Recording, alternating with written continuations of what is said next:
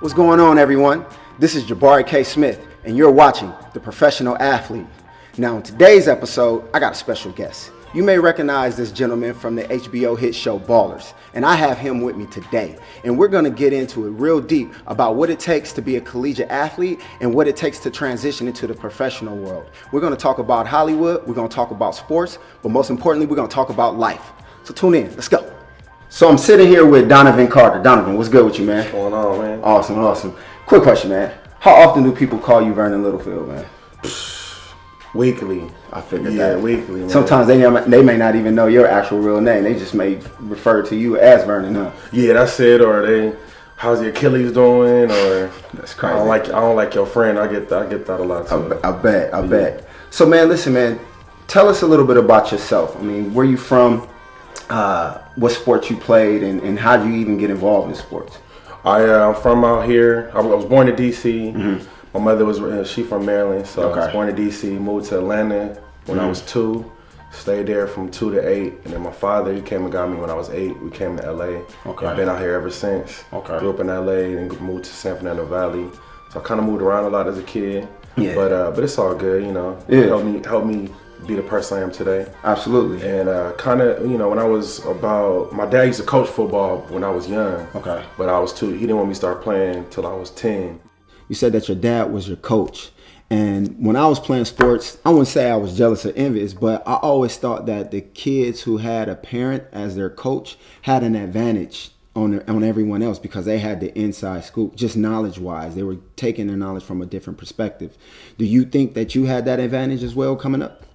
A little bit, but I mean, you know, I got his ups and downs. Because even when we leave the game, my dad still want to coach me, still want to get on me. Makes sense. And I mean, it was cool. You know, it was cool for that. But I mean, my dad, he was tough. He just wanted to see me, you know, do the best I can. I feel like some fathers, they kind of live through you. Absolutely. Because they made mistakes and they don't want to see you make the same. So like every game, you always ask me like, did you do your best? Did you give all you could? Yeah. And I'm just like, no, like, you know, I'm tired. Like it's something like let's talk about this tomorrow, man. Like the game just ended. I want to have fun because I mean you're young at the time. Exactly. So what moment in your life in football had the most important impact on you, whether it was positive or negative?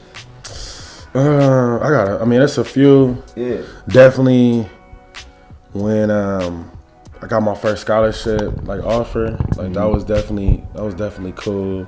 Okay.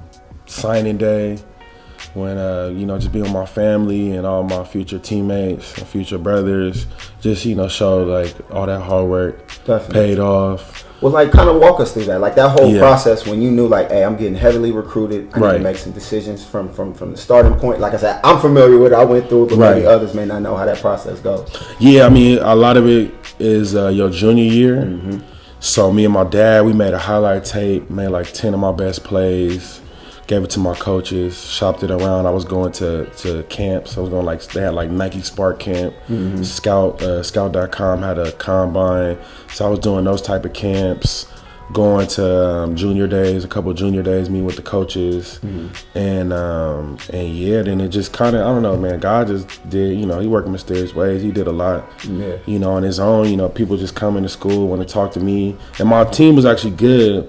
So we had a lot of other good players. So I think even with them, that kind of helped. I kind of piggybacked off them too. And then, my junior year was getting recruited. UCLA came in like springtime, offered me a scholarship. I committed in July before my senior year, which, you know, I kind of just got all that stuff out the way. I took a couple trips though, still, you know, just because, you know how it is. Yeah, you gotta take some trips, you know, free trips. Yeah, absolutely. You get to go visit these schools, see how the campus is like. So that was cool. I definitely encourage everybody, take all your trips if you can. What other schools was recruiting? My top 3 was UCLA, Arizona State, and Washington. Okay. Yeah, but Arizona State is too hot. I can't. And it's party school too. I was like, nah, I ain't gonna survive here. Man. And then Washington, it's too cold and rain every day. Absolutely. And my freshman year, they went 0-12, so I was like, they was terrible. So. Jeez, what was that experience like? I mean, most people they may go to college outside of the state. Like Right. me, for instance, Right. I got recruited by Arizona schools, but I ended up going to school in Texas. Right. So to me, at that age and that time, I felt like I was in a whole different world. I mean, I was introduced to a whole entire culture. I mean, and even football is even treated different out there. I mean, football is literally life. Like the stuff Right. you see on TV as the whole city shutting down, like that really goes down out there. So like, how was your experience, playing at UCLA? I mean, this is a huge school. I mean, UCLA is its own city, if you ask me. Right. I mean, it had its ups and downs. It was a transition for me because I was from here. I was raised here, but my father and my stepmother, they moved out of state before I got to college. Oh. So it's kind of like I went, like how your example, I went to school. I'm from here, but it was like an out of state feel because my parents wasn't here. So I kind of had to grow up, a little faster. Yeah. But it had its ups and downs, but I had a good time, man. I mean, I wouldn't trade it for the world. I wish you would have won some more games. Yeah. But it's all good. But I mean, I walked away. I got my degree. I met some great people. Learned a lot. Went through adversity. Went through some tough times. I definitely. We had a lot of coaching changes. Yeah. So it was tough, man. Like some days, you know how it is. You busting your butt out there. You waking up every day. You put in this work. And then, you want to play. And like some years I'll play, some years I wouldn't. So it's frustrating because I'll be like, I know I'm good enough to play, but like, why am I not on the field? Absolutely. So, some days, man, I'll be crying, like, mad because I'm like, what am I doing this for? But, but if it wasn't for my brothers, like my teammates and the camaraderie, like that's really what pushed me through. Yeah. Because, we had different coaches every year. So it's like, I'm not pushing, like the person that was in my living room recruiting me, he not even here no more. So That's what I went through. Yeah. This guy. So Yeah. I definitely understand where you coming from on that one, man. Yeah.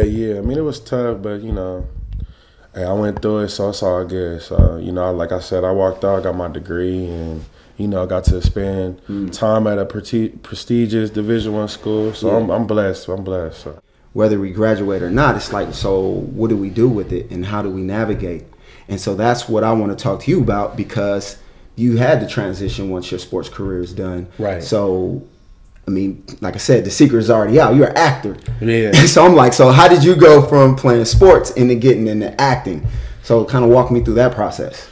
Yeah, man, God is good, man. First of all, I give him all the praise and glory. Yeah. But I like after I got done with school, I was still like, football, NFL, because I spent all this time, on the field doing all this stuff. I was like, I might as well. I went to UCLA. You might as well. You got opportunity. So, I got an agent, start training. I started auditioning for other stuff. Right. Then I just realized, I was like, I wasn't getting picked for the big parts, but I was getting callbacks, which in that business, that's momentum. It's like a second interview for for other jobs. Yeah. So I was like, it must be something. Maybe I got something going on. So then, just out of the grace of God, again, my coaches, I got an email from Ballers about the opportunity. So I literally, like, one day I was just on my phone and I got an email about Ballers. So I didn't even know what it was. I'm like, I'm thinking it's a commercial, some background work. Yeah. So I followed up with the email. They called me back for another audition, then another. It ended up being like 10 auditions in the span of like 3 months. And then got blessed with the part. And then, man, and I've just been, riding the wave ever since. So Absolutely. Yeah. So tell me something. When you were looking at the script and the character, were you saying to yourself, like, damn, this is me?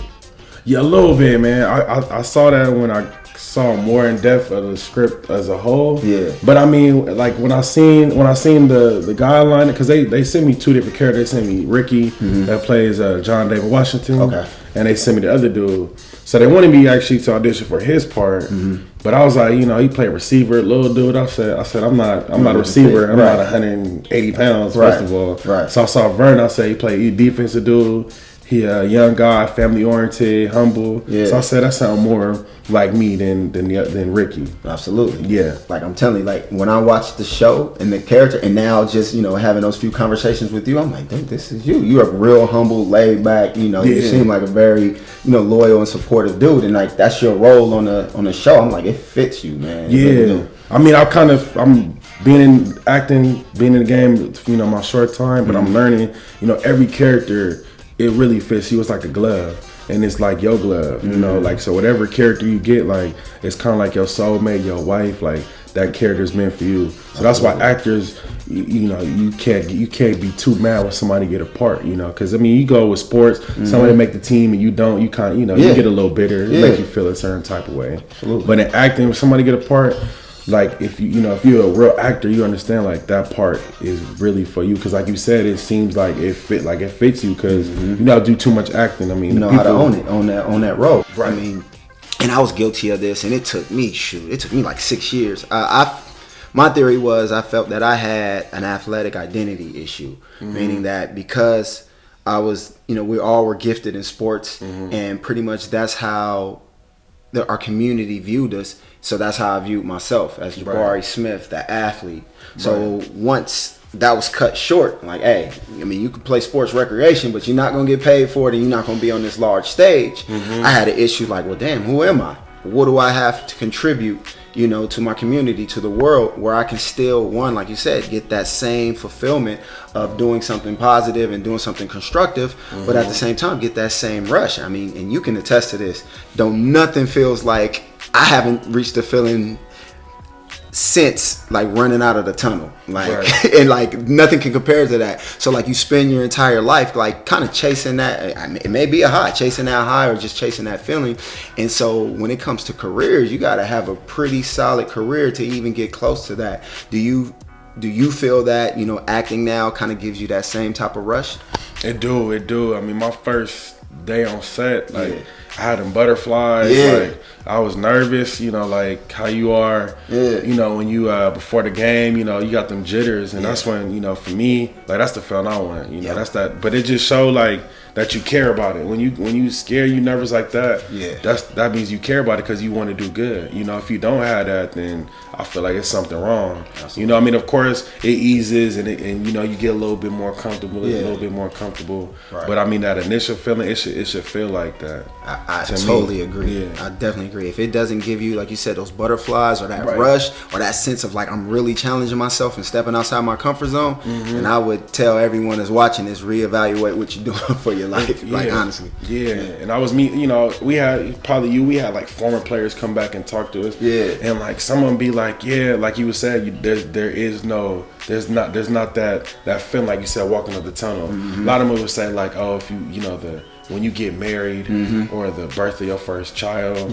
But to me, I'm like that's it. Like that's the only excitement you got. That's all I got to look for is those 3 occasions. Like golly. I was like, there's got to be more. There's got to be more. But I mean, I understand that's a sacred feeling too. But for me, it's like I want it got to be more to life than those 3 highlights right now. So absolutely, absolutely, So Donovan, man, what is it like, working with big stars like John David Washington and The Rock?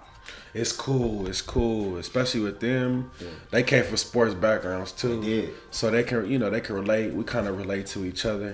How these athletes kind of, we kind of cling to other athletes. Absolutely. But it's been cool. We push each other. We pick each other up. We cheek each other. But man, it's been a blessing, man. Dwayne, he's such a cool dude. Just to see how he, present himself, and how he, he treats everybody the same, no matter if you actor to the person on the camera to if you work in the craft services. Wow. And he's such a good, humble dude. He work hard. He come prepared, and he just lead by example. And same with John David. He come from where he come from with his background. But I mean, he one of the hardest working dudes I know. He's so focused, and he just laser sharp. So I learned from them dudes, because they a little older than me. So I just learned from them, and just do my part. And Dwayne, he's been a big help to me, because like I said, it's been my first role. Right. I never, I didn't come from the Juilliard's background. Right. But he kind of just told me, he got me some good advice. He said, man, just be you, man. Like we hired you for you. Have you ever like put it into perspective? Like, man, this isn't small. This is huge. A little bit. Like my first year before, because we did the pilot in January 2014, and then we didn't start shooting the series till November. And so that was a long time. That's like 10 months. I had it like to myself, getting my mind right. It's like, to me, it's like somebody says, you got to try, you make the team, and then then the first game of the season is November. Right. But there's no practice. There's no practice, or training camp. So yeah, like it took me like some days I'll be excited, and other days I'll be tripping out. I'll be like, man, you about to be on HBO, like you understand? I'm like, man, you better not choke. Just in my head, like But it was cool though. I didn't know what was gonna come about it, but I knew I was like, man, it's a good opportunity. And just do the best you can do. That's all anybody could ask for. That's crazy. Yeah. Man, that's like playing football in week 1, you get a win, but then you go all the way to the national championship. Exactly. It's like, damn. Yeah, and without no training. Yeah. Or, I was going to acting class, but like something like that is just like, it's like ball, you could practice all you want. But when you get in that game with them live bullets, like it's a little different. So thank God you did play ball. I mean, you're used to managing pressure and stress. I mean, shoot, we play in front of 80,000, 90 plus. Right. And it's like, hey, you either do it or you don't. And so I feel, and maybe you can attest to this, it's like, it's kind of the same mentality. Do you feel that, well, let me ask you, what do you take from what you've learned from playing sports your entire life, and how did you transition it into your everyday life now, including your current profession? Man, at first I took my work ethic, my competitive, that's all we preach at UCLA is, man, competitive greatness, just compete. So I just took that, and I took learn like same way I had to learn my plays, focus on learning the playbook. Did the same thing with my lines, my script. Taking direction from my coaches, same way I take direction from my directors, my producers, and just like in football, you just, man, good or bad play, you got to move on and fast. And same thing with acting, every take, just move on, do the best you can do, right? And just and just be you. That's it. Right. A lot of stuff. You go in a game and you do a move or you do something, and you don't even know how you do it. You just gotta just read and react quick, and just just listen, take direction, and just work. Work hard and smart, and that's what I learned from college. I feel that. Yeah. So check this out, man. I got an idea, man. I'm gonna put you on the spot. So you being an actor, right? So I brought an actor with me. And you can just play around with this, man. I want you to do a quick improv, man. Just you can go over some lines. I kind of like the locker room theme since we all athletes in here. Okay. Maybe do like a rendition of like what's the movie? Any Given Sunday or whatever you want. So I'm gonna bring him in, and I just want y'all to go off the dome. I just want y'all to play around with it a little bit. You cool with that? All right, let's do it. All right, bet. Let's do it. Yo, hey, man, I overheard the coaches talking, man. They talk about cutting me. What? Yeah. But you was balling today. What you mean? That's what I'm saying. Why would they cut me? Man, what you do? Man, I was in the back, right? Yeah. And I was with these 2 chicks. Oh, come on. What they look like? Well, you already know. One, she was Spanish. She was Latin. The other one, black. Okay. With a fat little thing in the Man, back. You didn't call me though. Man, I was handling my business. Then the coach came. And he's like, "You about to get cut from the team." You see what you should have did? You should have put him on the Latina. Coach liked the Latinas. You're right. I wasn't thinking. That's all, but that's crazy, man. So what you gonna do? Man, I'm gonna put him on the Latina. What about the black one though? That's for me, man. She got a little fatty in the back. I need that. Come on, ain't no fun if the homies can't hang, man. Man, that was crazy. Hey, it was crazy as locker room talk, man. They get even deeper than that. But that was dope. That was good to see, and all of that was off the dome. None of that was scripted. So now I see why they chose you, man. That's dope. Man, thank you. So, man, what you got? What you working on next, man? What's in the future? Just right now, Baller Season 3 comes out in July this summer. And man, just auditioning. Want to start getting into writing. Doing some other stuff on the side. But definitely, man, I got to get a movie this year. That's all I've been praying for. That's my goal. Okay. And just get something outside of Ballers, and just take it and just keep running with it. That makes sense. Yeah. So where can people find you, man? So I got Instagram, I got Twitter, Snapchat, Facebook, all Donovan W Carter, and add me and follow the life. Okay. Yeah. Well, man, we about to wrap this thing up. One thing I want to ask you, or 2 things I want to ask you. Okay. If you can do it all over again, what would you change? Man, I had this little girlfriend in college. I probably would have. Was it a distraction? No, I wouldn't change that, man. Okay. I mean, the person I am today, like, I feel like if I change anything, it might have that ripple effect. Absolutely. So, man, I wouldn't change nothing. I just learn from my mistakes and just move on from there. Okay. Yeah. And what would you tell the 16-year-old Donovan? Man, I would tell him, man, reach for the stars, man. Go for it. Have no fear, and don't be afraid to make mistakes. And pray. Man, I rocks with that. Yep. I definitely rocks with that. Well, man, Donovan, man, that wraps up our show, man. Listen, I'd love to have you back again. This was awesome. Man, I definitely appreciate you. Appreciate you. And for everyone that's out there watching, this is Donovan Carter, this is Jabari K. Smith, and you were watching The Professional Athlete.